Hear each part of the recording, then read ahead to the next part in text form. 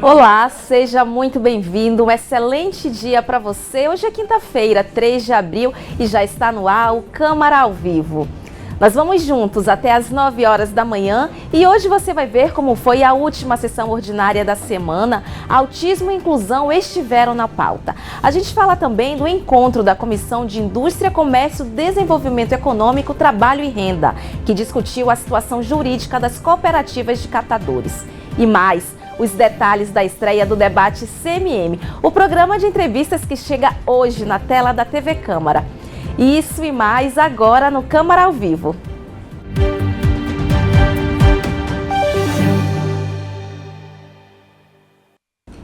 Olha, mais uma vez, um ótimo dia para você. Aproveite para nos acompanhar nas redes sociais, @Câmara Municipal Manaus. Além disso, nós também estamos ao vivo na 105.5 FM, Rádio Câmara. E na sessão de ontem, os vereadores tiveram tempo de fala e também votaram diversos projetos. Autismo e inclusão estiveram na pauta. Durante a sessão, um tema foi quase que unânime: o Dia Mundial da Conscientização sobre o Autismo. A data foi pauta da fala de vários vereadores, além de 2 projetos de lei que foram deliberados.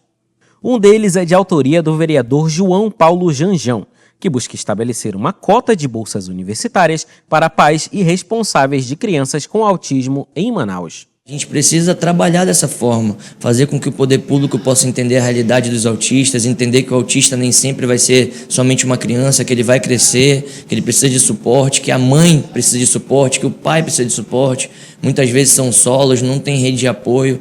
Então a gente tem trabalhado nesse sentido. Era uma bandeira que eu levantava antes do meu mandato, que eu vou procurar trabalhar agora também. Essa semana passada tiveram 2 projetos meus deliberados aqui na casa sobre o autismo, sobre mães atípicas, e hoje também sobre mães e pais, que trata da cota da Bolsa Universidade. Então é algo muito importante, porque a gente sabe que o pai que é atípico, a mãe que é atípica, tem que correr dobrado. Muitas vezes não pode trabalhar porque tem que estar em casa. Então o que a gente puder dar de amparo e facilitar o poder público com relação a eles vai ser bem-vindo. O assunto também foi debatido pelos vereadores Raif Matos e Thaís Salipe. Eu, como defensor da família, não poderia jamais deixar de olhar por esse lado também das mães atípicas. Eu sou um ajudador, defensor, inclusive fomento um projeto na Zona Norte de Manaus chamado Supermães, que são mais de 300 mães de crianças atípicas, onde a gente tem um trabalho lá que está sendo feito com muita ordem, com muita decência. Nós fazemos a escuta das mães aqui no nosso gabinete, a nossa equipe toda trabalha voltada em ouvir essas mães e trabalhar realmente a demanda que elas trazem para nós. Então, assim, muitas coisas que foram propostas já temos sanção e temos outras em andamento. Um exemplo, houve em Manaus uma agressão a uma criança autista de uma terapeuta ocupacional e a gente descobriu que não era só aquela criança, foram várias crianças e através disso a gente conseguiu a aprovação e a sanção de uma lei que fala sobre as câmeras de monitoramento. Então, aonde trata a criança autista, tanto no âmbito privado ou no particular, no público, tem que ter a câmera. Outro tema de debate na sessão plenária desta quarta-feira foi o parecer favorável da 2ª Comissão de Constituição, Justiça e Redação sobre o projeto de lei do Poder Executivo Municipal, que estabelece critérios para a isenção do pagamento da taxa de inscrição em concursos públicos promovidos pela Prefeitura de Manaus. O parecer foi aprovado pelos vereadores e agora será debatido na 3ª Comissão de Finanças, Economia e Orçamento. O empreendedorismo foi outro assunto da sessão, com a votação do projeto de lei do vereador Paulo Taironi, que busca implementar um ciclo de palestras sobre o empreendedorismo para alunos matriculados na rede pública municipal. É importante que as crianças, desde muito cedo, elas tenham acesso a temas importantes, como o empreendedorismo, como inteligência nas relações de consumo, e nós temos apresentado uma série de projetos de lei que fomentem exatamente esses temas. Uma criança que tem, desde cedo, o contato com essas pautas, vai saber tratar melhor o seu dinheiro, vai saber desenvolver, vai poder desenvolver a veia empreendedora que a gente identifica desde muito cedo, e esses temas têm que ser debatidos na rede pública municipal. Além da sessão ordinária, ontem também foi dia de reunião da Comissão de Constituição, Justiça e Redação. Durante o encontro, os vereadores debateram a legalidade de uma série de projetos. Confira na reportagem. Esta foi a 5ª reunião da comissão, que é considerada uma das mais importantes da Câmara Municipal de Manaus. Durante o encontro, os vereadores debateram 11 projetos de lei, que anteriormente passaram pela Procuradoria da Casa e um relator da comissão. Hoje nós tivemos aí 3 projetos que o parecer era contrário, mas foi rejeitado em virtude dos debates, de olhar que realmente os projetos eles gozam de legalidade e de constitucionalidade. Apenas o ponto de vista, porque a Procuradoria aprecia antes, mas o parecer da Procuradoria ele é opinativo. O parecer que é votado na CCJ é o parecer do relator. A Procuradoria é muito importante porque ela traz elementos técnicos com fundamentos, mas quando nós temos um ponto de vista que de repente aquele projeto ele não cria uma inconstitucionalidade diante dos debates, logicamente que o parecer é derrubado e segue.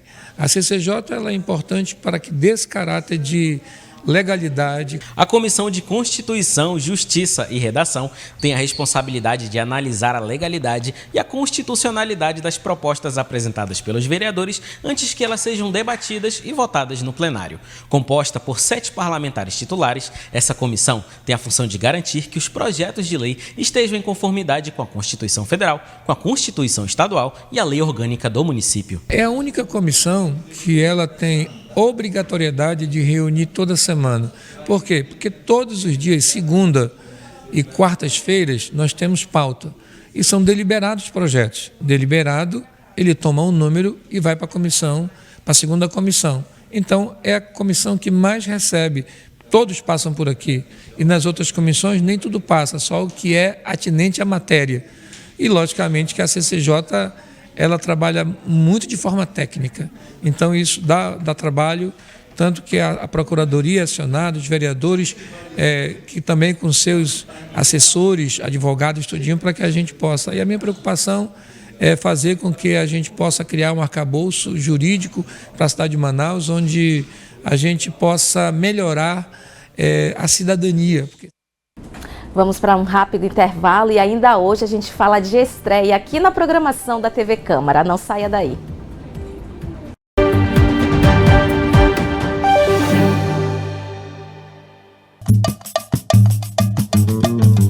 Olá, eu sou o Sr. Josu, professor de História e Geografia, influenciador digital, e hoje eu estou aqui para falar sobre maioridade penal. Várias leis trataram da criança e do adolescente em diferentes momentos da história do Brasil. Para se ter uma ideia, no Código Penal de 1890, crianças de 9 anos de idade podiam ser levadas aos tribunais. Em 1927 surge o Código de Menores. A situação começa a mudar um pouco, porque até então a criança e o adolescente, ela não é observada na sociedade brasileira. O presidente Washington Luiz institui esse Código de Menores. Aí pela primeira vez a gente tem uma idade chamada idade penal, né? A partir dos 18 anos. Com os 18 anos de idade, a ótica sobre a criança e o adolescente já é alterada. Eu já começo a olhar a criança com uma certa autonomia e com um certo cuidado também. Na ditadura militar, um outro Código de Menores foi criado que deixa bem explícito o quão pejorativo é usar ou se usava naquela época a expressão menor. Menor infrator, menor irregular. Em 1990, aí a gente já tem o Estatuto da Criança e do Adolescente. Aí o adolescente e a criança passam a ser vistos como pessoas em formação. Pessoas que pensam, pessoas que sentem, pessoas que podem ou não tomar decisões. Os códigos anteriores ao ECA eram códigos punitivistas. O ECA não fala nenhuma vez a palavra menor, porque essa palavra até então está carregada de preconceitos. A mudança na forma de criar leis para lidar com crianças e adolescentes também mostra a forma como a nossa sociedade brasileira evolui, sempre com a participação dos senadores. Senado, 200 anos. Você sabia que o homem é o principal disseminador da praga conhecida como moniliase? Aqui é o Minuto Sanidade Vegetal, levando a defesa agropecuária até você. A moniliase ataca somente plantas, especialmente os frutos de cacau e cupuaçu. Ela é causada por um fungo que produz grande quantidade de esporos, um pó branco, e pode ser espalhado pelo vento de uma planta contaminada para outras sadias que estejam ao redor. O homem é o principal responsável por espalhar essa praga a longas distâncias, por meio do transporte de frutos contaminados ou através de esporos da praga presos à roupa após as visitas a plantio com presença de pragas. Após visitar um lugar que tenha plantas com esses sintomas, lave as roupas e calçados com água e sabão. Não vamos deixar a moniliase chegar à sua propriedade. Agora que você já sabe, faça sua parte. Informe as suspeitas e não transporte os frutos. É preciso conhecer para combater. Ministério da Agricultura e Pecuária, Brasil, União e Reconstrução, Governo Federal. A Câmara dos Deputados aprovou o projeto de lei que amplia o número de doenças rastreadas por meio do teste do pezinho. O exame é um grande passo na saúde infantil, pois auxilia na descoberta de doenças que podem ser tratadas antecipadamente, aumentando a qualidade de vida da criança. Com a aprovação, outros 14 grupos de doenças serão identificados de forma escalonada, com prazo definido pelo Ministério da Saúde e com a administração do SUS. Assim como a vida, a Câmara não para.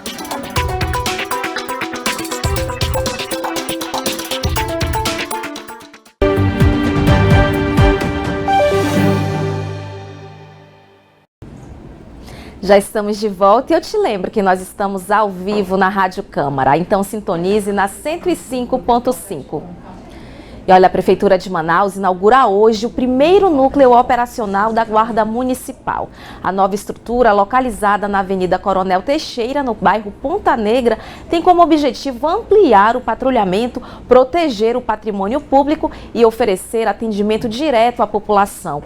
Este é o primeiro de 3 núcleos operacionais com novas unidades previstas para maio, uma que será na Zona Leste e outra na região central, no bairro Aparecida, como parte do processo de modernização e descentralização das atividades da Guarda Municipal. Lembrando que uma comitiva composta por vereadores e guardas municipais está no Rio de Janeiro para participar da LAD, a maior feira de defesa e segurança da América Latina, forçando a integração entre as ações de segurança e a gestão pública. A Câmara debateu a situação das cooperativas de catadores de recicláveis durante a reunião da 10ª Comissão Permanente da Casa.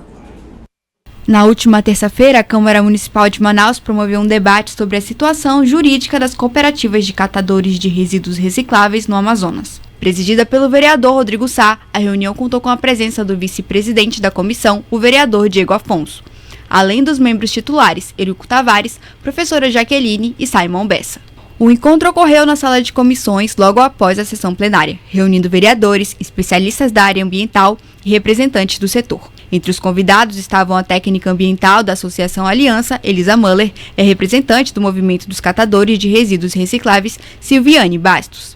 O presidente da comissão, o vereador Rodrigo Sá, destacou a importância do trabalho dos catadores de recicláveis, ressaltando que a atividade não apenas gera emprego e renda, mas também contribui significativamente para a preservação ambiental de Manaus. Nós temos aí vários trabalhadores nesse segmento que dependem dessa atividade para se sustentar, para levar comida para dentro de casa. Um segmento que envolve a indústria também, o comércio, na coleta desses resíduos, mas fundamentalmente no sentido de promover a limpeza da cidade de Manaus, o saneamento básico, a sustentabilidade, a coleta seletiva. Então, são profissionais de extrema importância para vários segmentos da nossa população e, com muita razão, a gente trouxe essa pauta aqui para a Comissão de Indústria e Comércio por entender que é uma pauta importante, uma pauta pauta premente, que a gente precisa auxiliá-los a eles se auto-organizarem. Durante o encontro foram debatidos os desafios enfrentados pelos trabalhadores da reciclagem e analisadas medidas para garantir maior segurança jurídica e as melhores condições de trabalho. Já saímos daqui com vários encaminhamentos, com uma pauta bem objetiva, extensa, porém objetiva, para que a gente possa auxiliar esse segmento, em breve discutir isso em plenário, quem sabe aprovar requerimentos, indicações e até mesmo projetos de lei que possam beneficiar a cidade de Manaus, sobretudo, nesse sentido, e esse segmento também. Atualmente, os catadores desempenham um papel essencial na economia circular e na preservação ambiental de Manaus, mas enfrentam desafios como a falta de apoio institucional e condições precárias de trabalho. Muitos ainda não têm acesso a equipamentos de proteção e infraestrutura adequada para exercer a atividade de forma segura e digna. A 10ª comissão da CMM segue acompanhando o tema e deve apresentar novas propostas para fortalecer o setor. Mais uma pausa aqui no Câmara ao Vivo e na volta eu te conto os detalhes da nossa estreia de hoje. É o debate CMM que chega na sua tela. Volto já.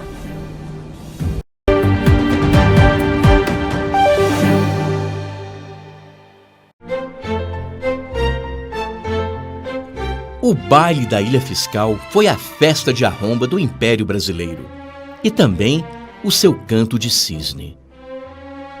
Enquanto Dom Pedro II e a realeza brasileira comemoravam as bodas da princesa Isabel a poucos quilômetros de distância no clube militar, o positivista Benjamin Constant conspirava para derrubar a monarquia. A verdade é que já há algum tempo o Império Brasileiro colecionava uma série de inimigos. A Igreja não gostava do fato do imperador permitir a liberdade de culto no país, em especial da maçonaria. Os grandes fazendeiros não estavam felizes com o fim da escravidão e cobravam indenizações dos cofres públicos pelo dinheiro que haviam gasto na compra de escravos. E os militares sentiam-se desprestigiados, já que haviam vencido a Guerra do Paraguai, mas recebiam baixas remunerações e eram proibidos de se manifestar politicamente. Os republicanos eram formados por grupos com interesses bem diferentes, mas com um objetivo em comum: a descentralização do poder. Mas como não tinham nem apoio popular e nem político, apenas 3 deputados defendiam a causa, resolveram tomar o poder à força. Na madrugada do dia 15 de novembro, Benjamin convence o Marechal Deodoro da Fonseca a depor o Visconde de Ouro Preto, uma espécie de primeiro-ministro brasileiro. Deodoro, que era amigo de Dom Pedro II, aceita, mas quer que a monarquia continue e que o imperador nomeie um substituto favorável aos republicanos. Em 1889, não havia internet, mas já havia fake news. Um boato começa a circular, dizendo que Dom Pedro II havia escolhido Gaspar Silveira Martins como novo primeiro-ministro. Acontece que ele era inimigo mortal de Deodoro. Tudo mentira. O imperador, que estava em Petrópolis, havia sugerido um outro nome, o de José Antônio Saraiva, mas já era tarde e a família real acabou sendo exilada. Um fato curioso é que nos primeiros dias do novo regime, na falta de um hino, cantou-se a Marselhesa francesa. E na falta de uma bandeira, adaptou-se a dos Estados Unidos. Como muita gente reclamou, um concurso foi lançado para a escolha de um novo hino nacional. Mas, diante de muita pressão, o antigo hino do Império, que não estava concorrendo, continuou como o hino oficial brasileiro, mas sem os versos originais. A letra que conhecemos só seria escrita em 1909. A bandeira também voltou a ser a do Império, trocando-se apenas os símbolos centrais por uma esfera celestial. Não é difícil encontrar produtos em vitrines de lojas ou até em supermercados sem a devida etiqueta de preço. E agora, tem lei para isso? O Código de Defesa do Consumidor diz que as lojas devem identificar os valores e as informações dos produtos de forma adequada. A omissão de informações caracteriza crime contra a relação de consumo. Confira mais episódios da série Tem Lei para Isso na TV Justiça e nas nossas redes sociais.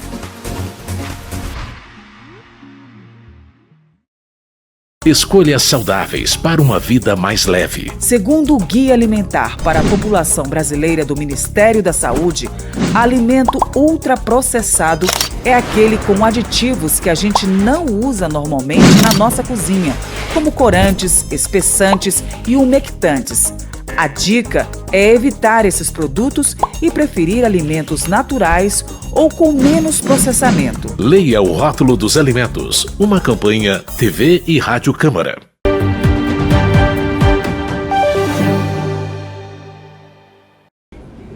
Já estamos de volta com o seu Câmara ao Vivo. Eu espero que você esteja gostando da nossa programação. No Amazonas, mais de 75 mil eleitores não estão em dia com a Justiça Eleitoral e tem até 19 de maio deste ano para regular a situação. Para falar desse assunto e como fazer para verificar em dia com a Justiça Eleitoral, eu converso agora com o Michael Douglas. Michael, conta pra gente. Bom dia, Lidiane. Bom dia a todos os telespectadores da TV Câmara. É isso mesmo. Mais de 75 mil pessoas em todo o Amazonas estão irregulares, né? Pode dizer assim, estão devendo para a Justiça Eleitoral e tem até o prazo de até 19 de maio para regularizar essa situação. É importante a gente lembrar que existe um trâmite, né? Se você não participa de uma eleição, se você não vota, você pode justificar esse voto. Se você não justifica, você pode pagar uma multa, que é um valor pequeno, mas necessário, você precisa pagar essa multa. Se você não fez nenhum desses 3 processos dentro das últimas 3 eleições, a Justiça Eleitoral já falou que o seu título será cancelado. Então é importante que você regularize essa situação até o dia 19 de maio, porque a situação regular, né, junto à Justiça Eleitoral, ela é importante porque se você não tiver isso, você não pode fazer uma série de situações, desde assumir cargo público, a participar de concurso público, emitir documentos como passaporte, CPF, RG. Então é importante para todo brasileiro estar regular com essa situação. Como é que você pode fazer para se regularizar? Você pode entrar no site da Justiça Eleitoral, né? Tanto do Tribunal Superior Eleitoral quanto dos tribunais regionais eleitorais. E aí eu vou dar aqui o site do nosso aqui do Amazonas, né? Que é o www.tre-am.jus.br. Só para repetir aqui para você já saber novamente, www.tre-am.jus.br. E aí você pode fazer, regularizar toda essa situação. Tem um aplicativo também, Meu Título, o e-Título também, onde você pode ver como é que está a sua situação eleitoral para poder, enfim, resolver isso. É importante, tá? Novamente, precisa-se ter essa situação regular e se não regularizou isso e não participou das últimas 3 eleições, pode ter o título cancelado. Volto com você no estúdio, Liane. Muito obrigada, Michael, pelas suas informações. Agora a gente fala de mais uma novidade que chega na comunicação aqui da Casa Legislativa. É que a TV Câmara lança hoje, às 15 horas, o debate CMM, um novo programa de entrevistas com os vereadores aqui da capital, comandado por mim, Lidiane Castro. Mais uma novidade chega na tela da TV Câmara. É o debate CMM. O formato inédito para o canal tem como objetivo ampliar o espaço de diálogo entre o poder legislativo e a população, abordando temas importantes para a cidade e destacando o trabalho parlamentar. O programa será exibido por temporadas, sempre às quintas-feiras, às 15 horas, e contará com entrevistas conduzidas pela jornalista Lidiane Castro. Para a apresentadora, a proposta é aproximar mais ainda o público da atuação legislativa. O debate CMM ele nasce para trazer um espaço de discussões positivas sobre temas que impactam diretamente a vida da população aqui de Manaus. E o nosso objetivo é exatamente esse, trazer informações esclarecedoras e oportunizar que os vereadores expliquem seus posicionamentos, suas ações, suas ideias, os projetos de leis que eles, de autoria deles, afinal, eles estão na casa do povo. E nada mais justo e correto do que explicar e mostrar o que acontece aqui dentro. Além da transmissão da TV Câmara, o conteúdo estará disponível na Rádio 105.5 e nas redes sociais em formatos de corte.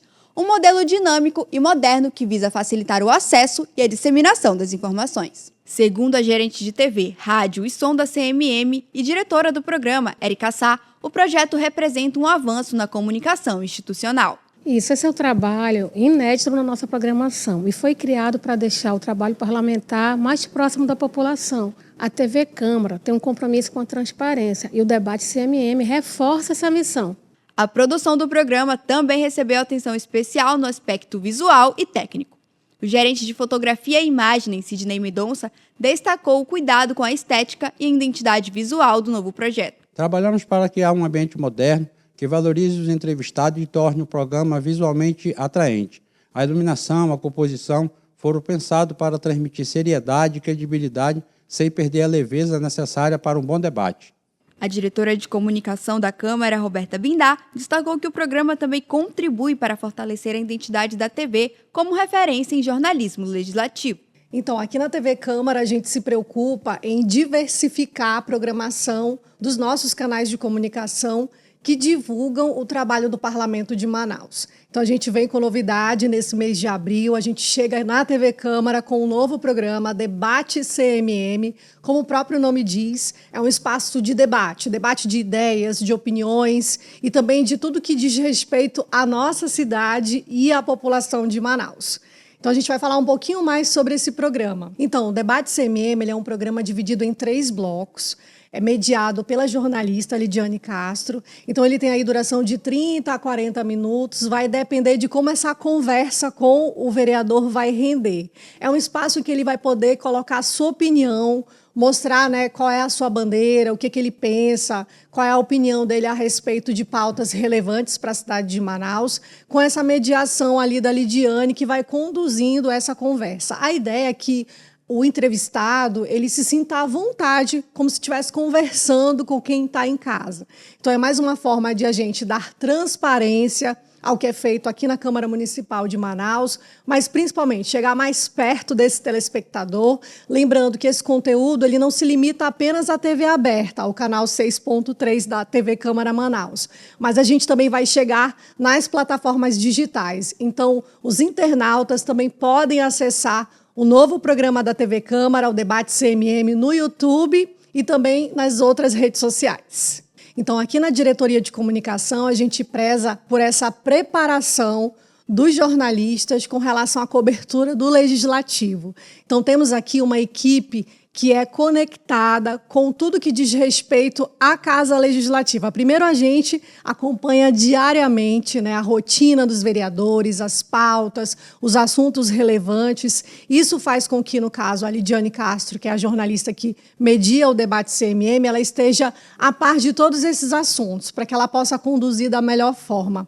Essa é a missão, né, do jornalismo, da comunicação institucional, que é se preparar para acompanhar a pauta do Legislativo e saber como conduzir, como questionar, para que o entrevistado, os vereadores e demais convidados que vão participar do Debate CMM, eles possam explanar da melhor forma os seus pensamentos e opiniões a respeito do que realmente importa para o cidadão manauara. Com essa novidade, a comunicação da Casa Legislativa amplia mais ainda a programação, que já conta com o jornal diário Câmara ao Vivo e Câmara em Destaque, que faz um resumo das principais notícias no fim do dia. A estreia do Debate CMM promete trazer discussões relevantes e fortalecer mais ainda a transparência e a comunicação entre os parlamentares e a população.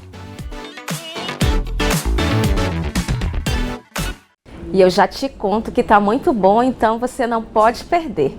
E é isso, o Câmara ao Vivo termina por aqui, mas eu te reforço e te lembro que 15 horas tem a estreia do Debate CMM.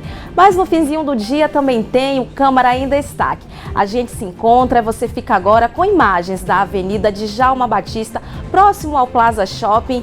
Trânsito tranquilo, fluindo tranquilamente. Você, motorista, tenha muita atenção e eu desejo para você que nos acompanha um excelente dia. Até amanhã.